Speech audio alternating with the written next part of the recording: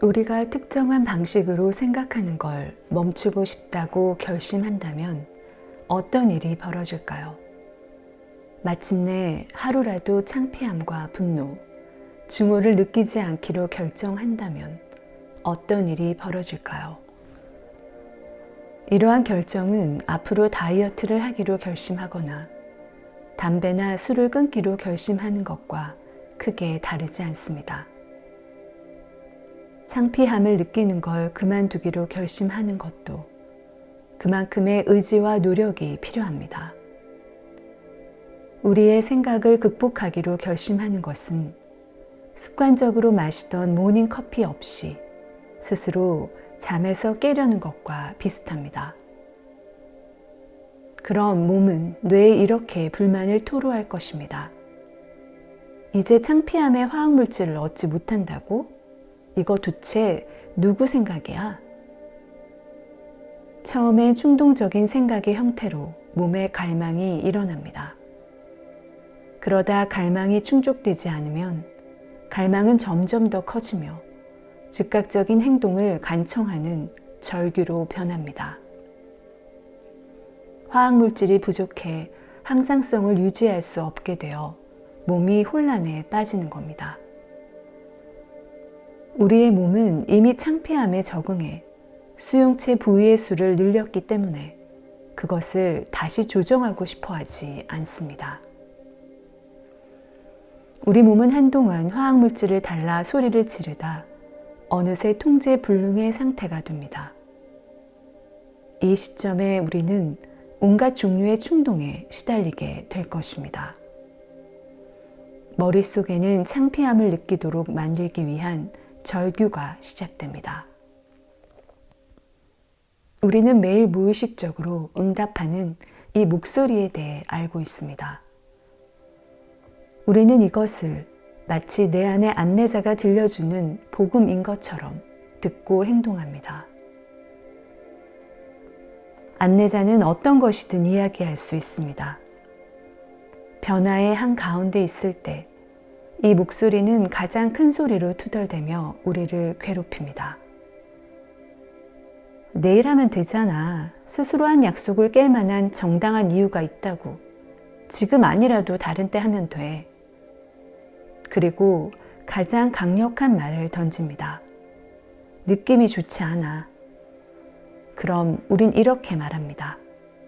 내 느낌은 정확해. 그러니 느낌을 믿어야 해. 그리고 우리는 처음으로 돌아가 스스로를 합리화합니다.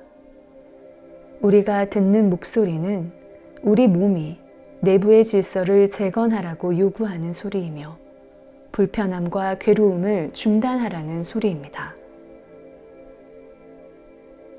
우리는 확실히 이러한 목소리에 공감할 수 있습니다. 우리들 대부분은 어떤 습관을 고치거나 특정한 음식을 끊으려는 시도를 해본 적이 있기 때문입니다. 예를 들어 우린 처음에 좋은 의도로 다이어트에 대한 결의를 다집니다. 하지만 시간이 지날수록 과거에 먹었던 초콜릿에 대한 기억이 나기 시작합니다. 어머니가 만들어주셨던 진한 초콜릿 케이크가 떠오릅니다. 그리고 난데없이 여행지에서 먹었던 초콜릿을 씌운 딸기와 그 황홀한 맛이 생각납니다. 이렇게 악마의 속삭임을 듣는 동안 어머니가 특제 초콜릿 케이크를 만들어 온다면 어떻게 될까요? 케이크로 눈을 돌리자마자 우리 몸은 즉시 반응할 것입니다.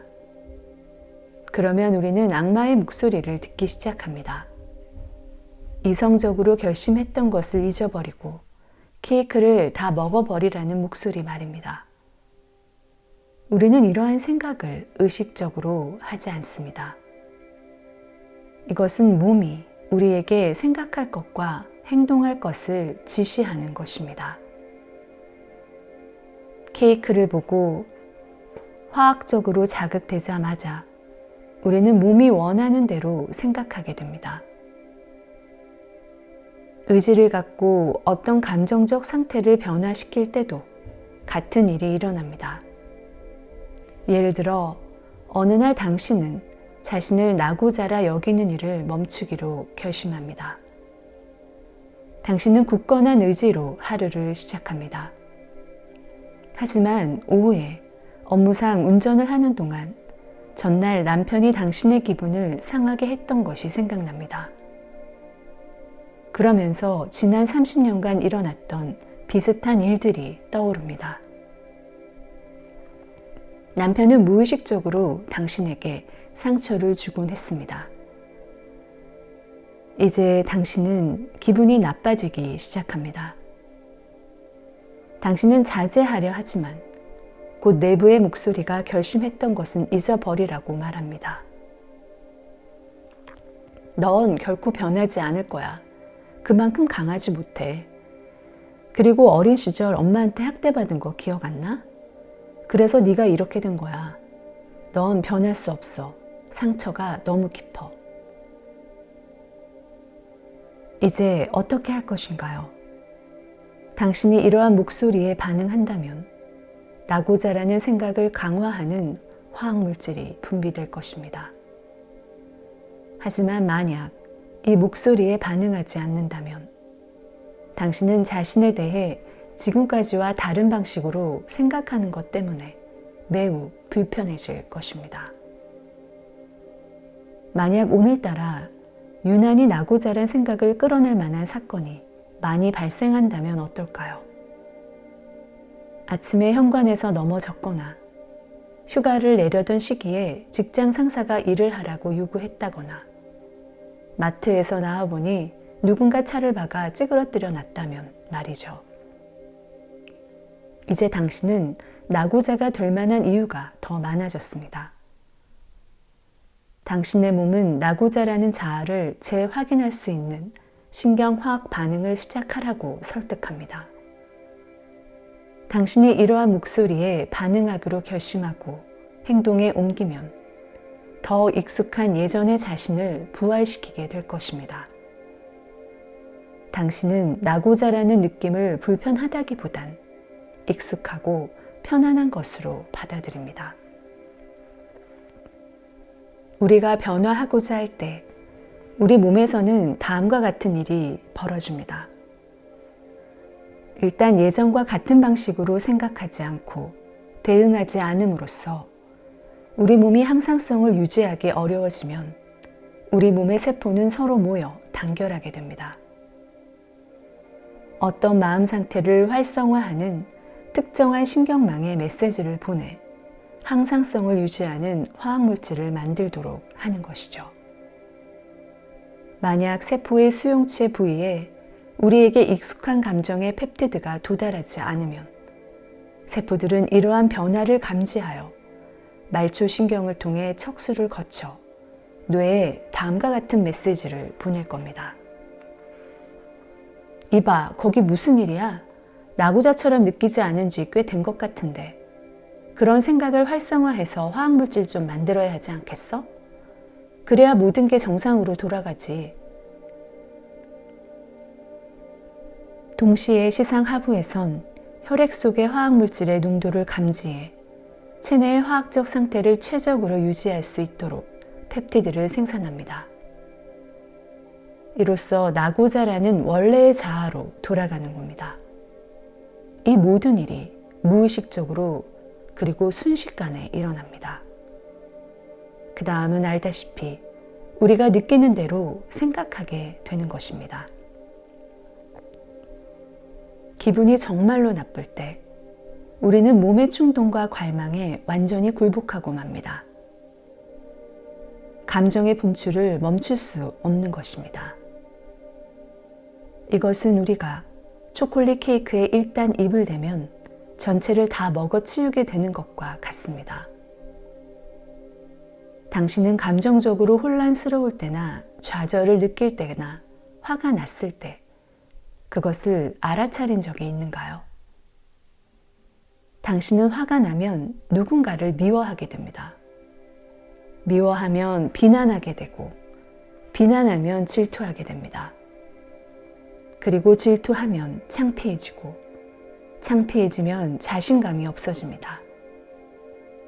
자신감이 없어지면 스스로 가치 없다 여기게 되고, 가치 없다 여기게 되면 기분이 나빠집니다.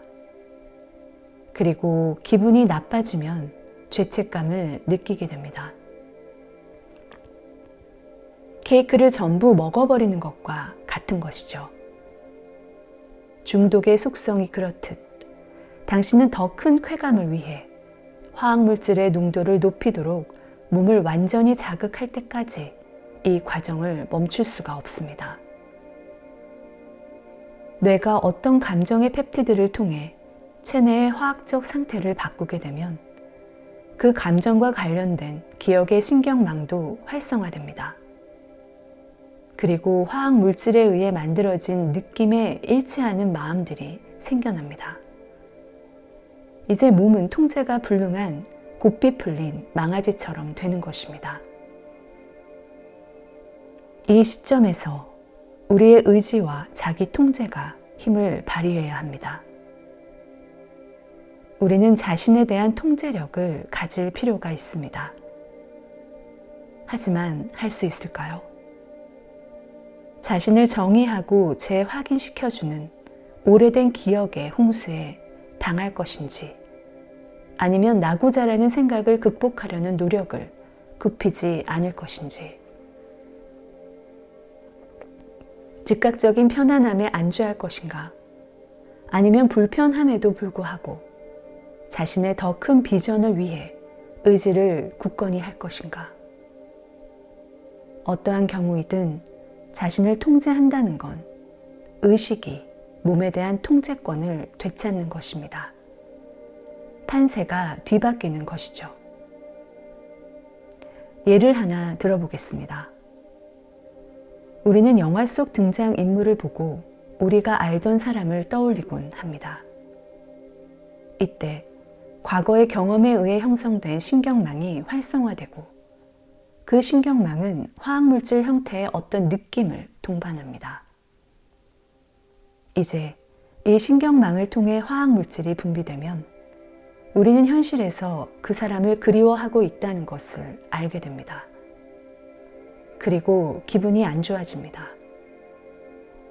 이를 통해 우리가 현실에서 갖지 못한 것에 대해 생각나게 하는 신경망 전체가 활성화됩니다. 결국 이 모든 생각은 우리가 가지지 못한 것을 더 상기시킵니다. 또한 예를 들어 나쁜 남자에게 끌리는 문제를 가지고 있는 사람이 있다 가정해 봅시다. 그녀는 전에 만났던 남자들과 마찬가지로 또다시 나쁜 남자와 엮이게 되어 힘든 시간을 보내고 있습니다. 그녀는 언제나 나쁜 남자들을 찾아냈습니다. 유부남이거나 너무 가난하거나 권위적이거나 질투심이 많거나 등등 종류는 상관없었습니다. 주변에 좋은 남자들도 많았지만 그녀는 항상 자신의 행복을 깨뜨릴 남자를 찾아냈습니다. 중요한 건 그녀가 자신의 느낌 말고는 그 누구도 비난할 수 없다는 점이죠. 남자들이 떠난다고 하더라도 그들과의 관계에서 형성된 신경망은 그녀에게 그대로 남아있을 것이기 때문입니다. 즉, 그녀는 평생 같은 종류의 남자에게 끌리게 될 것입니다. 그녀와 전 남자친구와의 관계가 형편없이 끝나버렸다고 해서 남자친구를 비난할 수는 없습니다. 전 남자친구가 무슨 짓을 했던 그녀는 변하지 않는 신경망을 가진 사람으로 남아 있을 것입니다. 전 남자친구와 똑같은 사람들을 끌어들이면서 말이죠. 해결책은 간단합니다. 자기 자신을 근본적으로 바꿔야 하는 겁니다. 그녀는 삶에서 자신을 희생자로 만드는 사람들에 의존하도록 신경화학적으로 짜여져 있습니다. 그녀를 슬프게 하고 거부당하는 것처럼 느끼게 만드는 것은 다른 사람이 아닙니다. 그녀 스스로가 그렇게 느끼는 것입니다. 그것이 그녀의 마음 상태입니다. 그녀는 그 사람들을 자신의 삶으로 끌어들입니다. 그리고 그들을 자신이 중독되어 있는 화학물질을 생산하는 방식으로 행동하게 만듭니다. 그래야 익숙하고 편안하게 짜여진 신경망으로 자신의 행동과 선택을 결정할 수 있기 때문입니다. 이와 같은 현상이 지속되면 우리는 익숙하고 일상적이며 예측 가능한 일만을 갈구하게 됩니다. 우리는 환경과의 상호작용을 통해 익숙한 것의 신경망을 갖고 있기 때문입니다. 일상적인 현실에 반복적으로 노출되는 것은 우리를 더 습관적이고 예측 가능한 사람으로 만들 뿐입니다. 과거 기억의 습관 속에서 살아가게 되는 것이죠. 우리는 스스로를 반복적인 생각과 행동, 반응이라는 상자에 가둡니다.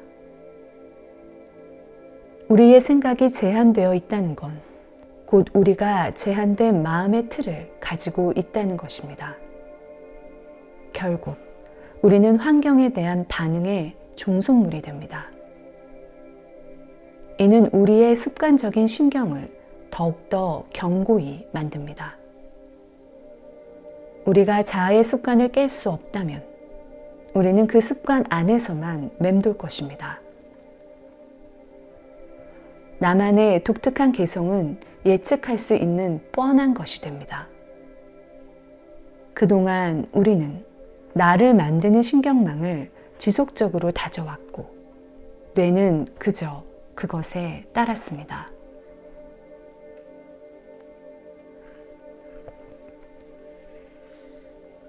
그동안의 내 연구와 경험을 돌아보면 변화의 한가운데에 있는 사람들에게서 나타나는 공통점은 그들이 좋은 기분이 아니라 불편함을 느낀다는 것입니다. 당신이 변화에 관해 한 가지 기억해야 할 것이 있다면 변화란 자아와 몸을 완전한 혼란으로 몰아넣는다는 것입니다. 우리의 자아가 자신을 정의해주던 느낌을 더 이상 가질 수가 없기 때문입니다. 늘 반복하던 어떤 생각과 느낌, 반응을 멈추면 이로 인한 화학물질의 생산이 중단되어 우리 몸의 항상성이 깨지게 됩니다. 생물학적으로 우리 몸의 정상적인 화학적 상태, 즉 항상성은 처음에는 타고난 유전자에 의해 통제됩니다. 그러다 점점 우리의 생각과 반응이 이러한 화학적 상태를 감독하여 우리가 육체적으로나 지적으로 늘 같은 사람으로 머물게 합니다. 만약 우리가 생각을 바꿈으로써 체내의 질서가 변하면 우리는 더 이상 스스로를 예전의 자신과 똑같은 존재로 느낄 수가 없습니다. 결과적으로 우리의 정체성은 과거의 익숙한 느낌으로 돌아가길 원하고 우리 몸 역시 익숙한 상태로 돌아가기 위해 뇌에 영향을 미치려 들 것입니다. 과거의 느낌으로 스스로를 조정할 수 있도록 말이죠. 우리 몸은 익숙한 기억을 통해 스스로를 정의하기 원합니다. 일단 몸의 통제를 받는 마음이 익숙한 것을 선택하면 우리는 변화를 시도하기 전의 상황으로 돌아가 안도감을 느끼게 됩니다. 그리고 변화의 시도에 대해 이렇게 얘기할 것입니다. 그럴 기분이 아니야. 느낌이 좋지 않아. 뇌와 몸의 순환고리로 편안한 상태에 있던 우리의 정체성이 잠시라도 화학적으로 불균형 상태에 놓이면 정말로 불편함을 느끼게 되는 것입니다. 우리는 예전에 느끼던 그 방식이 좋다고 생각하며 익숙한 삶의 환경으로 돌아갑니다. 이제 모든 것이 더 낫고 올바르단 느낌이 들 것입니다. 당신이 어느 높은 산속 깊숙한 계곡에 살고 있다 상상해 보십시오. 당신은 평생 거기 살았고 한 번도 수목 한계선으로 위로 올라간 적이 없습니다. 당신은 매일 똑같은 사람들에게 둘러싸여 살았습니다. 당신은 상당히 정확하게 모든 것을 예상할 수 있습니다. 이웃이 개와 함께 목장으로 가는 시간에는 어김없이 마을 초입의 집 굴뚝에서 연기가 피어오릅니다. 새로운 일은 아무것도 일어나지 않는 것처럼 보입니다. 그러던 어느 날, 늦은 오후, 당신은 누군가가 숲속에서 내려오는 걸 보게 됩니다. 그는 지팡이와 배낭을 들고 있습니다. 그가 가까이 오자 당신은 그의 수염이 덥수룩하다는 것을 알아차립니다. 수염 때문에 나이를 가늠하기 어렵습니다. 당신은 집 밖으로 나와 꽤 오랫동안 여행한 것처럼 보이는 그를 반깁니다. 저녁 식사를 하는 동안 그는 당신에게 자신이 겪은 여행에 관해 들려줍니다. 당신은 그를 통해서 집 뒤편의 산 정상을 넘어가면 한 번도 가보지 못한 광활한 대지가 펼쳐져 있다는 것을 알게 됩니다. 그는 산 정상에 오르면 멀리 내다볼 수 있을 뿐 아니라 다른 도시와 마을로도 쉽게 갈 수 있다 말합니다. 그곳에서 매우 이국적인 문화와 언어를 가진 사람들을 만났다고 하면서 말이죠. 다음 날 그가 떠날 때 당신은 산을 넘어보기로 결심합니다. 당신은 출발하기 전 며칠 동안 준비합니다. 이것을 어둠에서 벗어나 빛으로 나아갈 일생일대의 기회라 생각하면서 말입니다. 당신은 집 주변의 풀밭을 지나 익숙한 주변 환경을 돌아봅니다. 당신과 당신의 아버지가 평생 고쳐온 구불구불한 담도 바라봅니다.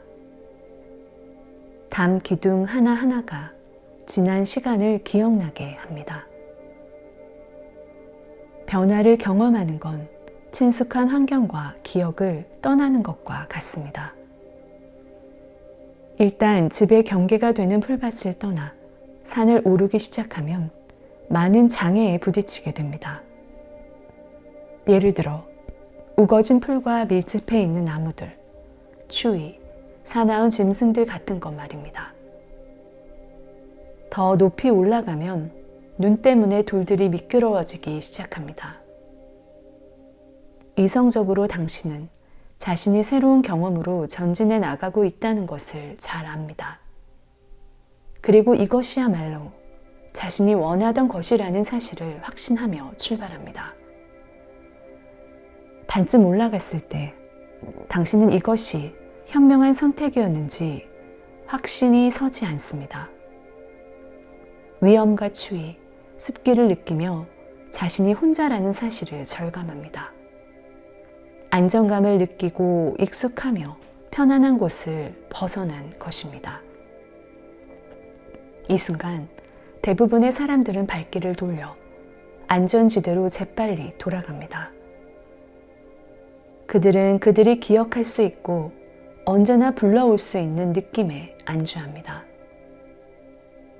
그들은 과거의 기억을 현재 느끼는 불편함과 비교합니다. 과거의 느낌이 새로운 미래에 대한 생각과 계속 경쟁하게 되면 대부분 과거의 느낌이 이깁니다. 미래에는 과거의 느낌과 비교할 것이 아무것도 없기 때문입니다. 미래는 아직 경험하지 않은 것이기 때문에 우리는 그에 대한 아무런 느낌도 가지고 있지 않습니다.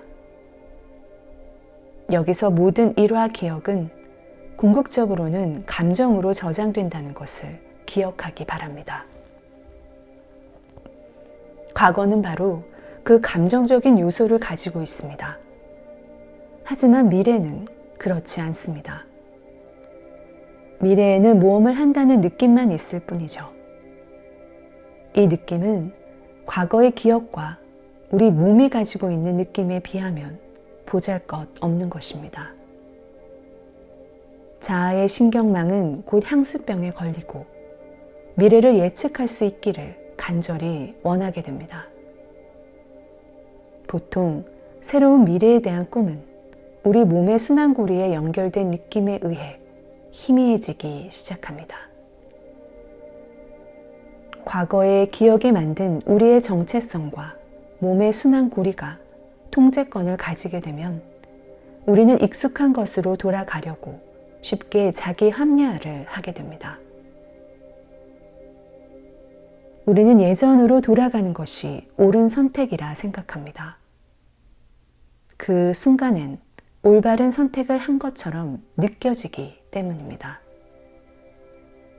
이것이 우리가 변화에 저항하고 익숙한 것을 반복적으로 선택하게 되는 원리입니다.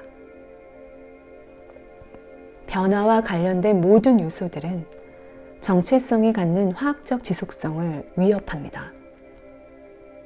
과거의 기억과 연결된 내가 도전을 받게 되는 것입니다. 예전의 자아는 익숙하고 일상적이며 평범한 느낌으로 자신을 정의하기 원합니다. 이러한 충동에 빠지면 우리는 마음이 아니라 몸으로 선택하게 됩니다. 결국 변하지 못하는 것입니다. 우리는 느낌과 과거의 신경회로를 반영하는 삶을 살아갑니다. 새로운 경험을 하려면 먼저 과거와 관련된 익숙한 기억과 생각을 뒤로 해야만 합니다. 한 가지 확실히 해둘 건 느낌을 바탕으로 선택하는 것 자체에는 아무런 문제가 없다는 점입니다. 중요한 건 기준이 되는 그 습관적인 느낌의 종류가 무엇인가 하는 것이죠. 감정 또한 그 자체가 나쁜 것은 결코 아닙니다. 감정은 모든 경험의 최종 결과물이기 때문입니다. 하지만 매일 같은 감정을 느낀다면 우리는 새로운 경험을 하고 있지 않다는 걸 의미합니다. 아직 선택하지 않았지만 새로운 감정을 만들어내는 경험은 분명히 존재합니다. 당신은 생존과 관련된 익숙한 느낌이 아닌 다른 감정을 가져본 적이 있습니까? 영감이나 창조의 기쁨과 같이 다소 추상적인 감정들 말입니다. 우리는 짧지만 감사와 자기애, 환희, 자유, 경외감 같은 경황된 순간을 경험합니다. 만약 우리가 부정적인 생각과 느낌을 만드는 화학물질을 생산할 수 있다면 반대로 긍정적 생각과 느낌을 만드는 화학물질 역시 의도적으로 생산할 수 있지 않을까요? 실제로 당신은 사랑에 빠져 마음에 기쁨이 넘치는 걸 느낀 적이 있을 것입니다. 그리고 사랑의 감정에 고무되어 다른 사람들에게 너그럽게 대했던 적도 있을 것입니다. 다른 사람들에게 너그러울 때 당신은 스스로를 사랑할 수 있게 됩니다. 당신이 스스로를 사랑하면 감사함을 느끼게 되고 자기 비하 없이 스스로를 표현하는 자유를 누릴 수 있게 됩니다. 이러한 생각과 감정의 홍수는 좀 더 고결한 생각과 행동을 만들어낼 것이고 당신은 이 벅찬 경험이 계속되길 바라게 될 것입니다. 감정의 생리적 반응은 부정적일 수도 긍정적일 수도 있습니다. 실제로 우리의 변형계와 시상하부의 연금술 공장에선 환희와 감사와 같은 삶의 고양된 순간들을 위한 화학적 감정도 만들어냅니다. 나는 몇 가지 새로운 화학물질의 조합으로 새로운 감정을 만들 수 있다 확신합니다. 인간의 진화의 가능성을 제시할 감정 말이죠. 우리가 생존 반응에서 벗어난다면 좀 더 진화된 상태로 삶을 살아가는 것이 가능하지 않을까요? 뇌를 바꾸는 것은 우리의 미래를 바꾸는 것입니다. 이것을 과학적으로 설명하자면 이렇습니다. 진화된 생각과 경험은 다른 펩티드를 만들어내 세포에 전달됩니다. 그리고 이것은 무한한 자료의 도서관인 DNA에 새로운 신호를 보낼 수 있습니다. 그렇게 되면 새로운 자아의 표현을 위한 새로운 유전자를 발현할 수 있게 됩니다. 우리가 가지고 있는 많은 유전자들이 미래의 진화를 기다리며 잠자고 있는 것입니다. 우리가 제한된 생각과 감정으로 매일 똑같은 화학적 상태를 유지한다면 그것은 우리 조상들이 이미 발현한 같은 유전자만을 활성화하는 셈입니다. 우리가 배우고 성장하고 행동을 수정하고 더 큰 결과를 꿈꾸는 것을 멈춘다면 평생 타고난 신경망만 유지한 채 우리 몸에 같은 화학적 정보만을 제공하며 살게 될 것입니다. 그렇다면 우리의 운명은 생물학적으로 조상들의 것과 다를 바가 없게 됩니다. 학습과 새로운 경험 없이는 결코 신경 구조를 발전시킬 수 없습니다. 생존에 급급해 살게 되면 우리의 뇌는 더 이상 진화하지 못합니다. 회백질의 좀 더 원시적인 부분만을 신경과학적으로 활성화할 뿐입니다. 이것은 의식적인 되뇌 심피질을 무의식적으로 움직이게 만듭니다. 몸에 반응하여 마음이 만들어지는 것이죠. 다음 장에선 그동안 우리가 가져온 반복적인 느낌의 고리를 끊을 수 있는 방법에 대해 살펴볼 것입니다.